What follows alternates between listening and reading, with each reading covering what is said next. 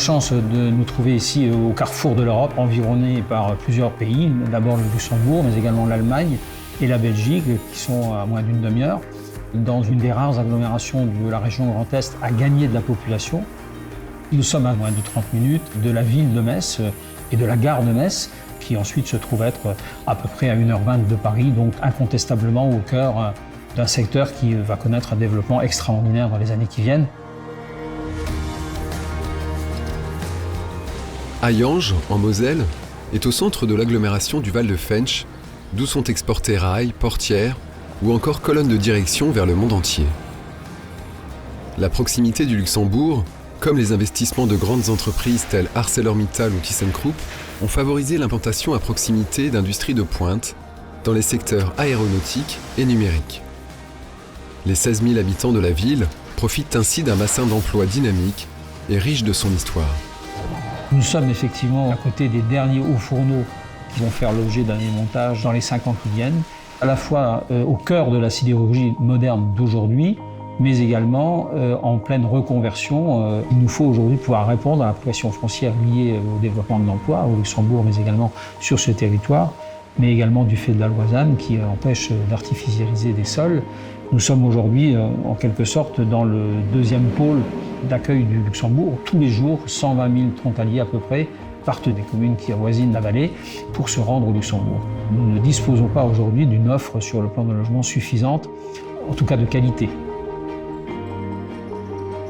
La prochaine fusion entre le Val de Fensch et la communauté d'agglomération de Thionville permettra aux 160 000 résidents de profiter des nombreux équipements sportifs, culturels et commerciaux de la région, faisant croître encore l'attractivité du territoire.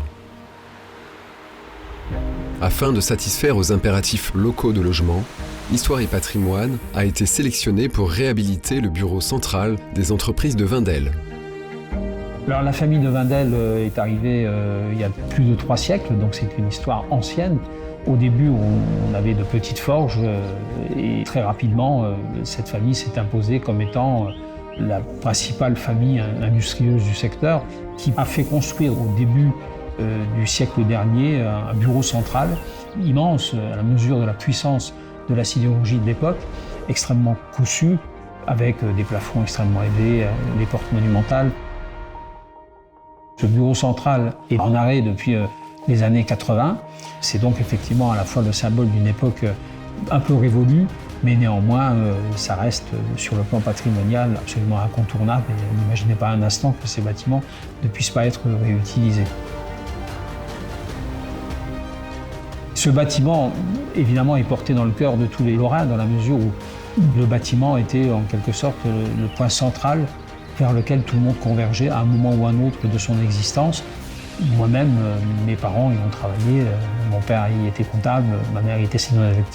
Tous ceux qui habitent ou qui ont une histoire dans cette vallée peuvent parler de ce bureau central comme étant le lieu de leur enfance, à la fois pour le travail, mais également parce qu'il y avait une bibliothèque, puis parce qu'il y a autour un espace environnemental plutôt sympa, la Fensch, qui est un petit ruisseau, mais également le parc de l'Orangerie qui se trouve à côté et qui appartient à la ville de Hayange. Le domaine de Wendel proposera prochainement 125 logements avec place de parking, du studio aux 4 pièces, dont plusieurs duplex. La majorité des appartements bénéficieront de belles hauteurs sous plafond, avec une luminosité remarquable et vue dégagée.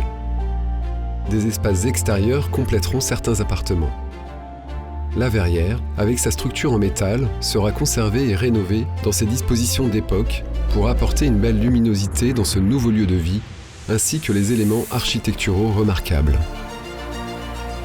Ce projet est incontestablement une magnifique opportunité, à la fois pour nous qui sommes des élus locaux et qui souhaitions pouvoir inscrire dans le marbre ce bâtiment avec une destination pour des gens qui chercheront un logement de qualité et de prestige en même temps. Il nous est apparu qu'Histoire et Patrimoine était sans doute l'entreprise idoine pour réaliser cette opération avec son expérience, sa surface financière et puis également l'originalité de ce qu'il nous proposait.